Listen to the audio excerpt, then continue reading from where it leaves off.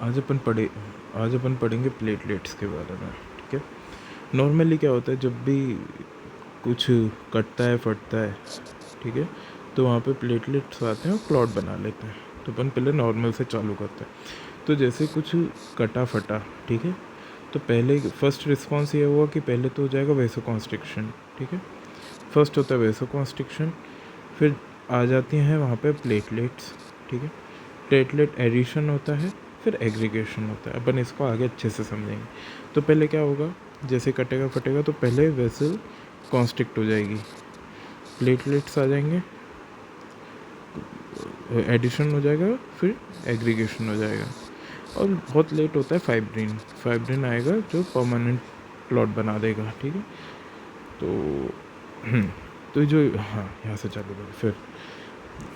तो क्या होता है, जैसे ही कुछ कटा फटा तो अपन इसको एक स्टोरी जैसा देखते हैं। ठीक है, वॉन विलेब्रेंड जो फैक्टर है, ये नयन का दोस्त है। जैसे गेट हटा घर का, इसने नयन को बोला कि चल भाई अपन एक ग्रुप बनाते हैं, एक ग्रुप बनाते हैं लड़कों का, बॉयज़ एक ग्रुप बनाते हैं लड़कों का, और मूवी देखने चलते हैं 9 से 12। ठीक है, लड़के रात में मूवी देखने जाते हैं ना 9 से 12। तो ये वॉन विलेब्रेंड फैक्टर जो है जैसे ही मिला तो उसने नयन को सिग्नल दिया, मतलब प्लेटलेट को सिग्नल दिया इससे। क्या बोला कि चल नयन भाई अपन एक ग्रुप बनाते हैं बॉयज़ लोगों का, बस लड़के लड़के, ठीक है, और अपन 9 बजे मूवी देखने चलते हैं। ठीक है, बेचारे का सपना नयन ने पूरा कर दिया। नयन तो आ गया मिलने भाई, ठीक है, बट नयन है बहुत हरामी। नयन ने क्या करा, नयन ने बोला कि चल अपन एक और ग्रुप बनाते हैं, ग्रुप 2 लड़कों का ही। बट उसका फिर दिमाग बदल गया, उसने बोला क्या करना है लड़कों से, तो अपन फिर एक और ग्रुप बनाते हैं लड़कों का, और उसमें 3 बजे अपन अल्कोहल पियेंगे रात में 3 बजे अल्कोहल पीते हैं, मूवी नहीं देखते। तो ये अपन को ऐसे याद हो जाएगा। ठीक है, वॉन विलेब्रेंड फैक्टर ने नयन को बुलाया, का ऐसे एक ग्रुप बनाते हैं बॉयज़ का, अपन 9 बजे मूवी देखने चलते हैं। बट नयन हरामी है, नयन हर बार प्लान बदलता है, उसको तो अल्कोहल पीनी है। तो उसने बोला एक ग्रुप बनाते हैं, सेकंड ग्रुप 2 लड़कों का, और 3 बजे रात में अपन दारू पियेंगे।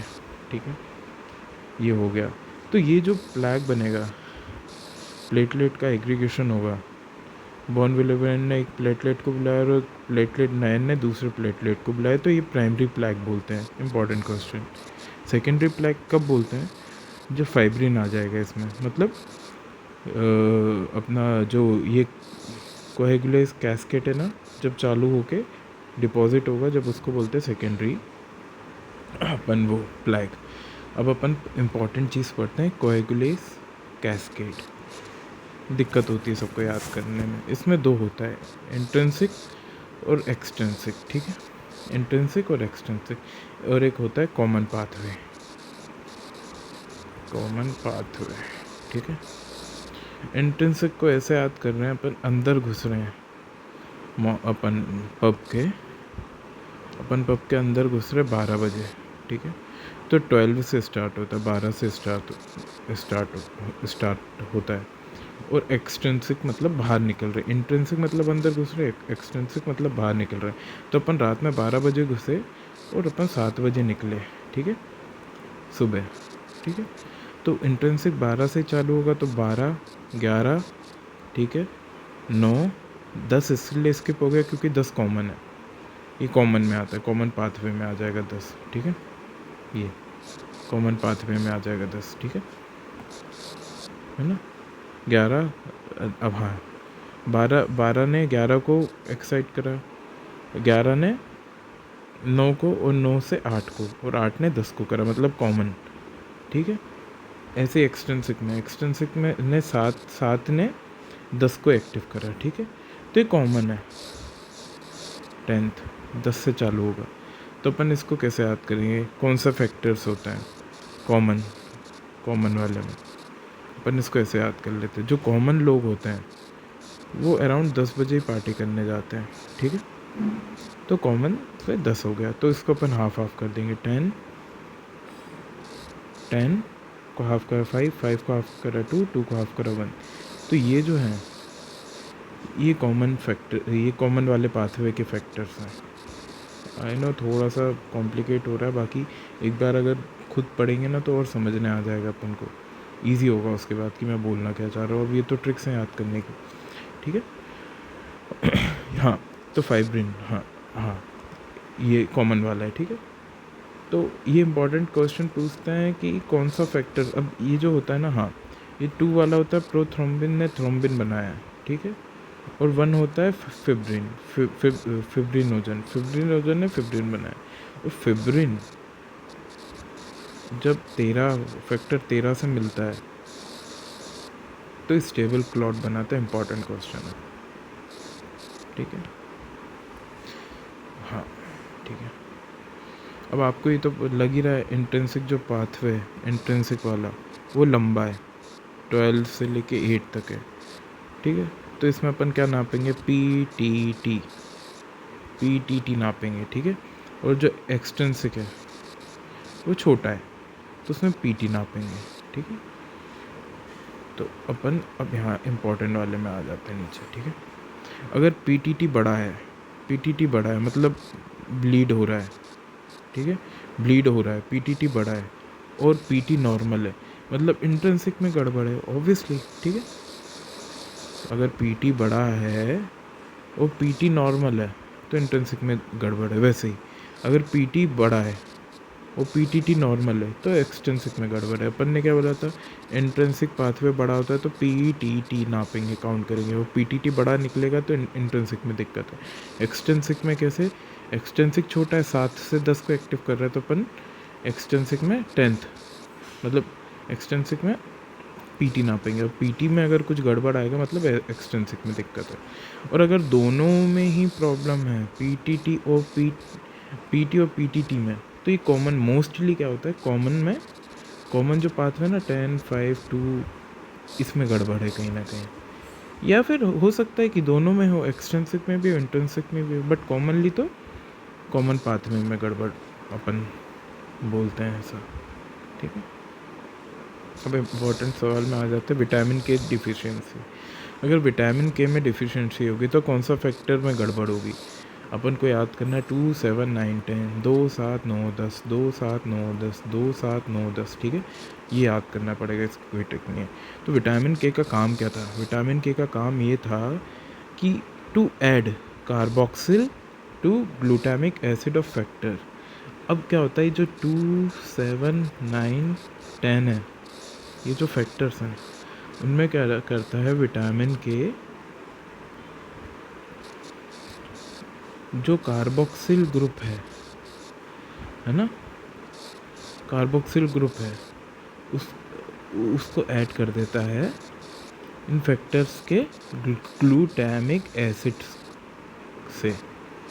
जो इन फैक्टर में ग्लूटामिक एसिड है उसमें कार्बोक्सिल ग्रुप ऐड करेगा। अब ये तो रखना पड़ेगा बट इम्पॉर्टेंट है, कार्बोक्सिल ग्रुप को ऐड करता है ग्लूटामिक एसिड में इन फैक्टर्स के, ठीक है। अब इम्पॉर्टेंट डिसीज़ेस ये थोड़ा इम्पॉर्टेंट भी है और याद करने में दिक्कत भी आएगी, तो इसको जितना अपन कोशिश करते हैं उतना इजी कर देता हूँ मैं। इम्पॉर्टेंट डिसीज़ेस, पहले प्लेटलेट्स के बारे में अपन पढ़ लेते हैं, ठीक है। जब भी प्लेटलेट में अगर कुछ डिसऑर्डर होगा, या प्लेटलेट में दो टाइप के डिसऑर्डर हो सकते हैं, क्वालिटेटिव या क्वांटिटेटिव, सिंपल है। तो क्वालिटेटिव में अपन दिमाग पे लगाए कौन सा होगा, जो मैंने बताया था ना, ग्रुप 1 बॉयज़ का है जो 9 बजे मूवी जा रहा है, और ग्रुप 2 जो बॉयज़ का है वो 3 बजे अल्कोहल पी रहा है। तो इसमें क्या होगा, क्वालिटी में गड़बड़ आएगी, क्वांटिटी तो सेम रहेगी। क्वांटिटी प्लेटलेट का काउंट तो वही है, प्लेटलेट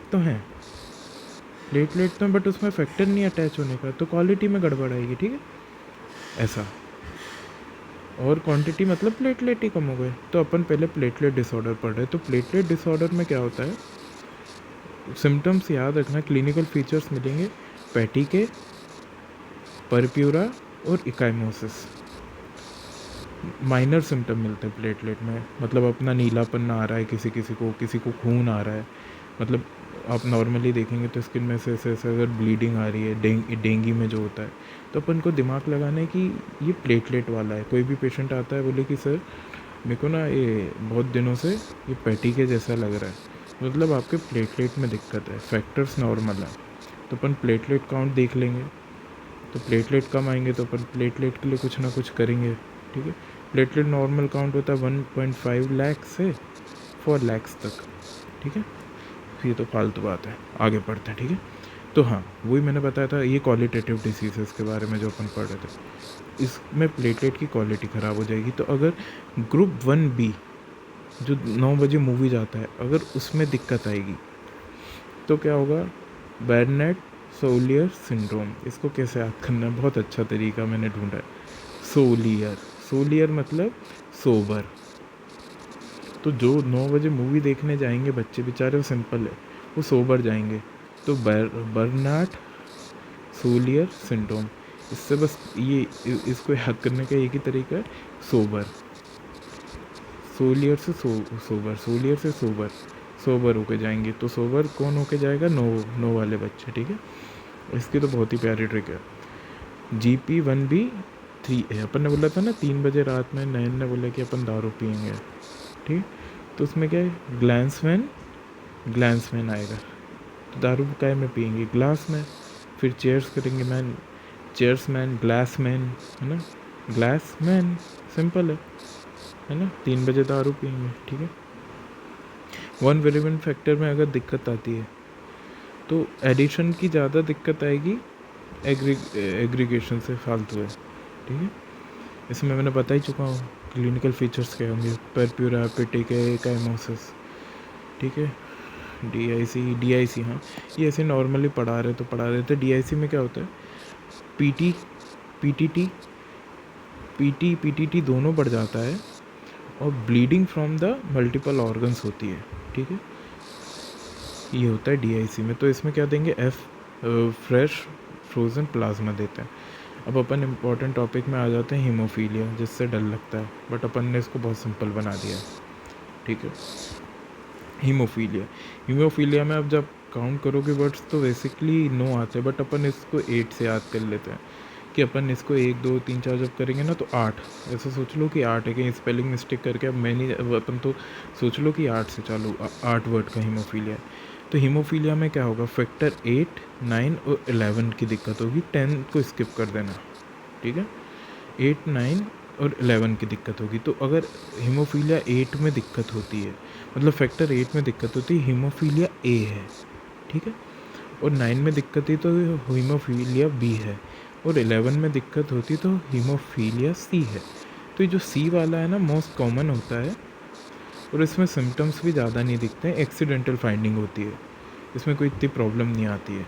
ठीक है, तो जो हीमोफीलिया C होता है 11 वाला, C11, ये मोस्ट कॉमन है, और इसमें ज़्यादा दिक्कत नहीं आती है। और ये अपन रटना पड़ेगा कि ऑटोसोमल रिसेसिव होता है, AR होता है, सॉरी, ऑटोसोमल रिसेसिव होता है। और बाकी जो 8 और 9 वाले हैं ना, ये एक्स लिंक्ड रिसेसिव होते हैं, मतलब है मेल में बहुत कॉमन होगा हीमोफीलिया। ठीक है, AB। ठीक है, तो याद करना पड़ेगा। अब जैसे हीमोफीलिया A में क्या करेंगे अपन, क्रायोप्रेसिपिटेट दे सकते हैं पहले तो, या फ्रेश फ्रोजन प्लाज्मा दे सकते हैं, या फिर जो फैक्टर की कमी है वो दे सकते हैं, फैक्टर 8 दे सकते हैं। और हीमोफीलिया B और C में भी सेम फ्रेश फ्रोजन प्लाज्मा दे सकते हैं, या फिर जो उनके फैक्टर्स हैं उसकी कमी है वो दे सकते हैं। और ये क्या है, हाँ, अब इनमें क्या होता है, 2 मैंने पढ़ाया था ब्लीडिंग डिसऑर्डर में। ठीक है, प्लेटलेट्स और ये फैक्टर्स की कमी है। ठीक है, फैक्टर्स में अब इनको जो फटाफट रिव्यू कर देता हूँ जल्दी। ब्लीडिंग डिसऑर्डर, प्लेटलेट्स या फैक्टर की कमी। प्लेटलेट्स की कमी तो क्लिनिकल फीचर्स में क्या मिलेगा, परप्यूरा, इकाइमोसिस। ठीक है, ये 2 चीज़ मिलेंगी। हाँ, मैंने आगे अभी तक ये नहीं बताया, तो फैक्टर्स की अगर कमी होती है तो सीवियर होता है। ठीक है, फिर फैक्टर 8, 9 और 10 या फिर अपन ने पढ़ा था ना, अगर विटामिन के है, विटामिन के की कमी होगी तो किस किस कौन कौन से फैक्टर्स को अफेक्ट करेगा? फैक्टर 2, 7, 9 और 10 इन फैक्टर्स को अफेक्ट करेगा। विटामिन के क्या करवाता था इन फैक्टर्स को? इन फैक्टर्स में कार्बोक्सिलेशन करवाता था ना, काय में? ग्लूटामिक एसिड में। तो विटामिन के अगर कम है और ग्लूटामिक एसिड में कार्बोक्सिलेशन नहीं करवा पा रहे उस फैक्टर्स के, तो ये फैक्टर डिसऑर्डर हो जाएंगे। तो इन फैक्टर डिसऑर्डर में क्या होता है, जो अपने जॉइंट्स है ना, जॉइंट्स की ब्लीडिंग होती है, सीवियर होता है। मतलब ये जॉइंट्स में जब भी ऐसी सूजन मिलेगा ना, ये नॉर्मली सवाल आता है। जो ये नी जॉइंट है, बहुत ही गंदी ड्राइंग है, ये जो नी जॉइंट है, अगर इसमें स्वेलिंग मिले तो ये मतलब फैक्टर्स की कमी के कारण हो रहा है। प्लेटलेट में ऐसा नहीं होता। प्लेटलेट में पैटी के अपन डेंगू से याद रख सकते हैं। लगभग सब कवर हो चुका है जो इम्पोर्टेंट है।